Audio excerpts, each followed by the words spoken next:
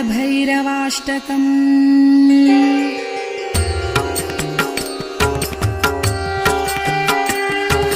देवराजसेव्यमान पावनाङ्घ्रिपङ्कजं व्यालयज्ञसूत्रमिन्दुशेखरं कृपाकरं नारदादियोगिवृन्दवन्दितं दिगम्बरं काशिकापुराधिनाथ कालभैरवं भजे।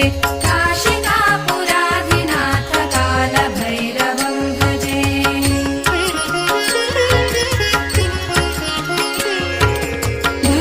भानुकोटिभास्वरं भवाब्धितारकं परं नीलकण्ठमीप्सितं